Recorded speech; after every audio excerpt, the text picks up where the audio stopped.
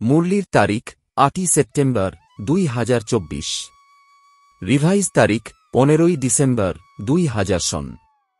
মুরলির শিরোনাম একব্রতা হয়ে পবিত্রতার ধারণার দ্বারা আধ্যাত্মিকতায় থেকে মনসা সেবা করো। আজ আত্মাদের পিতা চতুর্দিকের আত্মারূপী বাচ্চাদের আধ্যাত্মিকতাকে দেখছেন। প্রত্যেক বাচ্চার মধ্যে আধ্যাত্মিকতার ঝলকানি কতটা আছে। আধ্যাত্মিকতা নয়নে প্রত্যক্ষ হয়। আধ্যাত্মিকতার শক্তির আত্মা সদা নয়নের দ্বারা অন্যদেরও অধ্যাত্ম শক্তি দিয়ে থাকে। অধ্যাত্ম হাসি অন্যদেরও খুশির অনুভূতি করায়। তাদের আচরণ মুখমণ্ডল ফরিস্তাসন ডবল লাইট প্রতীয়মান হয়। এমন আধ্যাত্মিকতার আধার হল পবিত্রতা। মনবাণীকর্মতে যতটা পবিত্রতা হবে ততটাই আধ্যাত্মিকতা দেখা যাবে। পবিত্রতা ব্রাহ্মণ জীবনের রূপসজ্জা। পবিত্রতা ব্রাহ্মণ জীবনের মর্যাদা। তাই তো বাপদাদা পবিত্রতার আধারে প্রত্যেক বাচ্চার আধ্যাত্মিকতা দেখছেন। আধ্যাত্মিক আত্মা এই লোকে থেকেও অলৌকিক ফরিস্তা প্রতীয়মান হবে। সুতরাং নিজে নিজেকে দেখো, চেক করো, আমার সংকল্পে বলে আধ্যাত্মিকতা রয়েছে। অধ্যাত্ম সংকল্প নিজের মধ্যেও শক্তি ভরে দেয় আর অন্যদেরও শক্তি দেয়। অন্য কথায় যাকে তোমরা বলে থাকো অধ্যাত্ম সংকল্প মনসা সেবার নিমিত্ত হয়। অধ্যাত্ম বল নিজেকে এবং অন্যকে সুখের অনুভব করায়, শান্তির অনুভব করায়। একটা অধ্যাত্ম বল অন্য আত্মাদের জীবনে সামনে এগিয়ে যাওয়ার আধার হয়ে যায়। যারা অধ্যাত্ম বল বলে তারা বরদানী আত্মা হয়ে যায়। অধ্যাত্ম কর্ম সহজভাবে নিজেকেও কর্মযোগী স্থিতির অনুভব করায় এবং অন্যদেরও কর্মযোগী বানানোর স্যাম্পল হয়ে যায়। যারাই তাদের সম্পর্কে আসে তারা সহজযোগী, কর্মযোগী জীবনের অনুভবী হয়ে যায়। কিন্তু তোমাদের বলা হয়েছিল আধ্যাত্মিকতার বীজ হল পবিত্রতা। স্বপ্নে পর্যন্ত পবিত্রতা ভঙ্গ হবে না, তবেই আধ্যাত্মিকতা দেখা যাবে। পবিত্রতা শুধু ব্রহ্মচর্য নয়, বরং প্রতিটা বোল ব্রহ্মচারী হবে, প্রতিটা সংকল্প ব্রহ্মচারী হবে, প্রতিটা কর্ম ব্রহ্মচারী হবে। যেমন লৌকিকে কোনো কোনো বাচ্চার চেহারা তার বাবার মতো হয়, তখন বলা হয় যে এর মধ্যে বাবাকে দেখা যায়। ঠিক তেমনি ব্রহ্মচারী ব্রাহ্মণ আত্মার চেহারায় আধ্যাত্মিকতার আধারে ব্রহ্মা বাবা সমান যেন অনুভূত হয়। সম্পর্কে থাকা আত্মারা যেন অনুভব করে যে ইনি বাবা সমান। ঠিক আছে, ১০০% যদি নাও হয়, তবুও সময় অনুসারে কত পার্সেন্ট তোমাদের থাকা উচিত? কত পর্যন্ত পৌঁছেছ? ৭৫%, ৮০%, ৯০%, কত পর্যন্ত পৌঁছেছ? এর পরের লাইন বলো, দেখ বসার জন্য তো তোমরা সামনের নম্বর পেয়েছ। সুতরাং ব্রহ্মচারী হতেও নম্বর সামনে হওয়া উচিত তো না? আছো তোমরা সামনে নাকি না? বাপদাদা প্রত্যেক বাচ্চার পবিত্রতার আধারে আধ্যাত্মিকতা দেখতে চান। বাপদাদার কাছে সবার চার্ট রয়েছে। তিনি বলেন না, কিন্তু চার্ট আছে। পবিত্রতাতেও এখনও কিছু কিছু বাচ্চার পার্সেন্টেজ অনেক কম। সময় অনুসারে বিশ্বের আত্মারা তোমরা সব আত্মাকে আধ্যাত্মিকতার স্যাম্পল হিসেবে দেখতে চায়। এর সহজ সাধন হল শুধু একটা বাক্য অ্যাটেনশনে রাখো, বারবার সেই একটা বাক্যকে নিজে থেকে আন্ডারলাইন করো।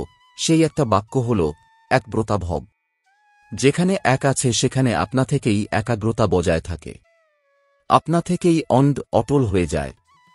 একব্রতা হওয়ায় একমতে চলা খুব সহজ হয়ে যায়। যখন একব্রতা হয়েই আছো তখন একের মতের দ্বারা একমতি সদ্গতি সহজ হয়ে যায়। একর স্থিতি আপনা থেকেই হয়ে যায়। সুতরাং চেক করো একব্রতা হয়েছ কিনা। সারাদিনে মনবুদ্ধি একব্রতা থাকে। হিসেবের ক্ষেত্রেও হিসেব শুরু হয়েছিল এক থেকে। এক বিন্দু আর এক শব্দ যদি সংখ্যায় যোগ করতে থাকো, তবে এক বিন্দু যোগ করতে থাকলে দেখ কত বাড়তে থাকবে। তখন যদি কিছুই স্মরণে না আসে, তবে এক শব্দ স্মরণে থাকবে তো না। সময় এবং আত্মারা তোমরা সব একব্রতা আত্মাদের কাতরভাবে আহ্বান করছে। হে দেব আত্মা, সময়ের এই ডাক, আত্মাদের আহ্বান তোমরা শুনতে পাচ্ছ না। এমনকি প্রকৃতিও তোমরা সব প্রকৃতিপতিকে দেখে আহ্বান করছে, হে প্রকৃতিপতি। আধ্যাত্মিক সংকল্প নিজের মধ্যে এবং অন্যদের মধ্যে ভরে দেওয়া হে আত্মারা, এবার পরিবর্তন করো। এটা তো মাঝে মাঝে ছোট ছোট হালকা ধাক্কা লাগছে। অসহায় আত্মাদের বারবার দুঃখের, ভয়ের ধাক্কা খাইও না। তোমরা মুক্তি দেওয়ানোর আত্মা, মাস্টার মুক্তিদাতা, কবে এই আত্মাদের মুক্তি দেওয়াবে?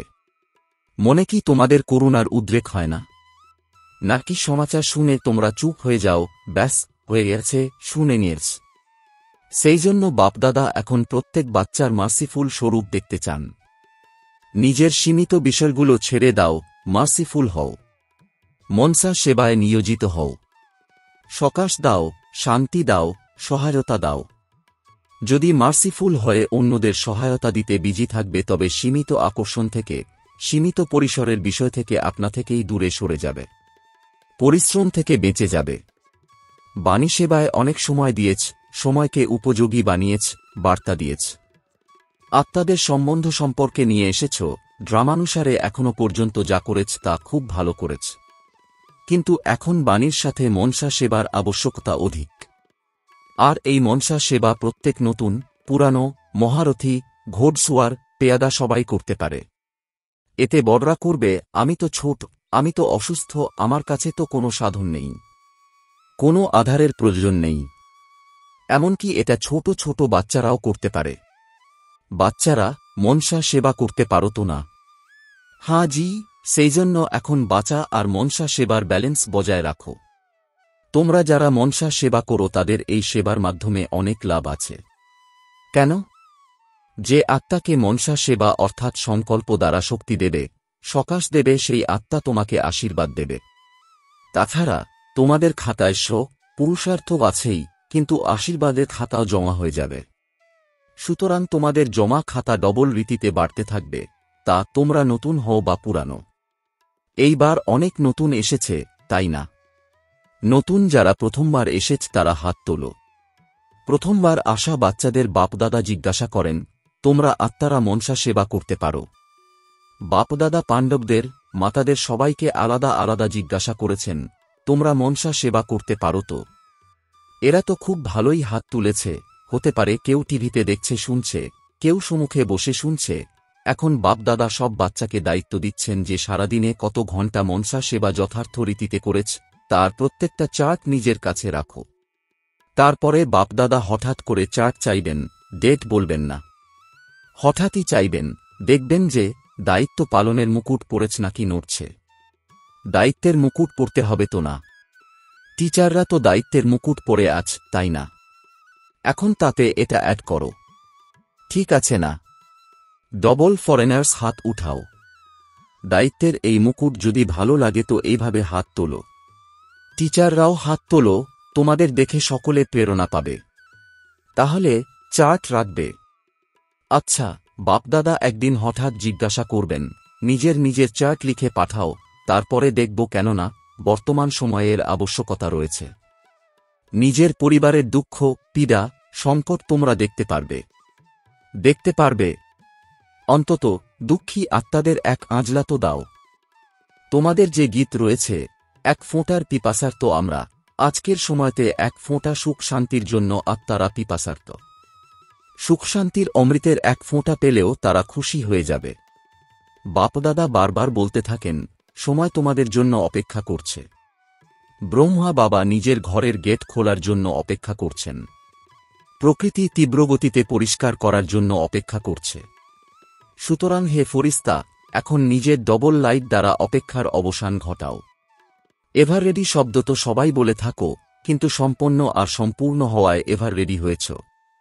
কেবল শরীর ছাড়ার জন্য এভার রেডি হওয়া নয়, বরং বাবার সমান হয়ে যাওয়ায় এভার রেডি হতে হবে। এরা মধুবনের সবাই সামনে সামনে বসে, এটা ভালো সেবাও করে।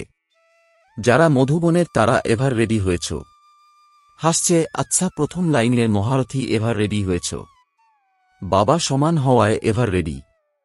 যদি এভাবে যাও তো অ্যাডভান্স পার্টিতে যাবে। অ্যাডভান্স পার্টি তো না চাইতেই বৃদ্ধি পাচ্ছে। এখন বাণী আর মনসা সেবার ব্যালেন্স বজায় রাখতে তোমরা বিজি হয়ে যাবে। যেখানে সেখানে একাগ্রতা আপনা থেকেই এসে যায় তো অনেক ব্লেসিং প্রাপ্ত হয়। ডবল খাতা জমা হয়ে যাবে, পুরুষার্থেরও এবং আশীর্বাদেরও। সুতরাং সংকল্পের দ্বারা, শব্দের দ্বারা, বাণীর দ্বারা, কর্মের দ্বারা, সম্বন্ধ সম্পর্কের দ্বারা শুভ আশিস দাও আর শুভ আশিস নাও। একটাই বিষয়, ব্যাস আশীর্বাদ দিতে হবে।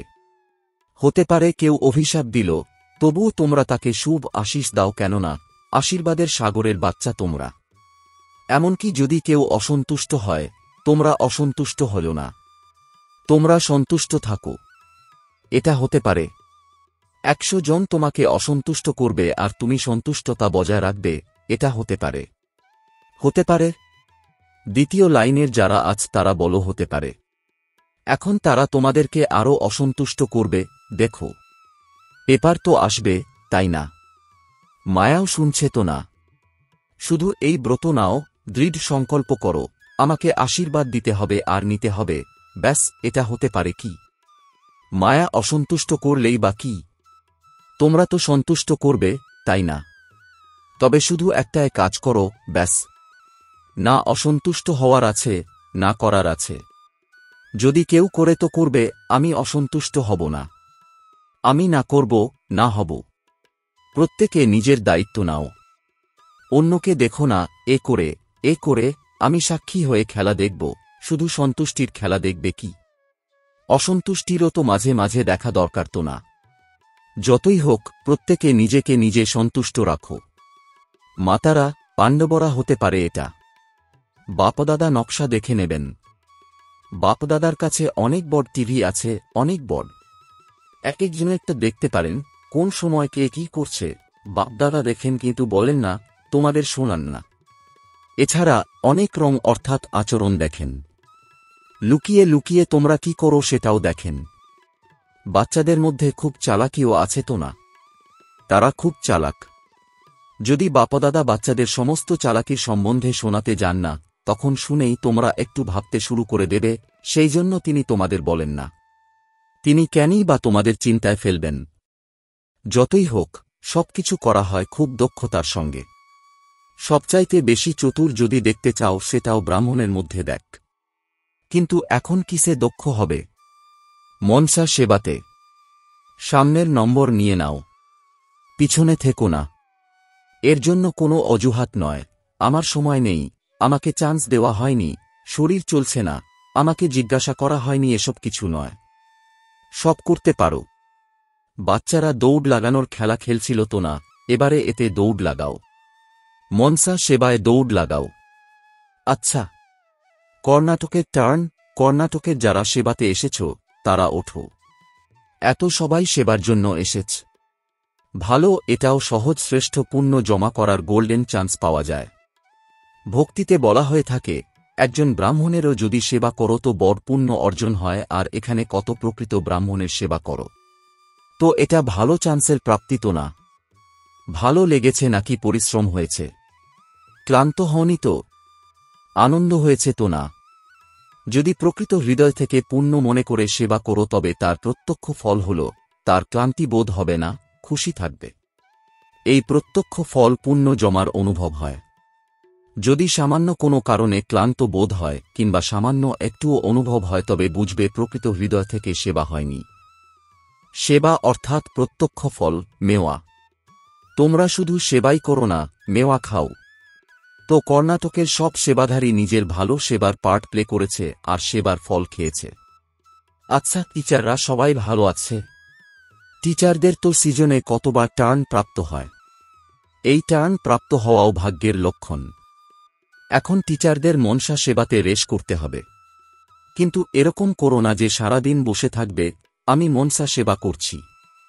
কেউ কোর্স করতে আসবে তো তুমি বলবে, না না, আমি তো মনসা সেবা করছি। কোনো কর্মযোগের টাইম আসবে তো বলবে, মনসা সেবা করছি না। ব্যালেন্স প্রয়োজন।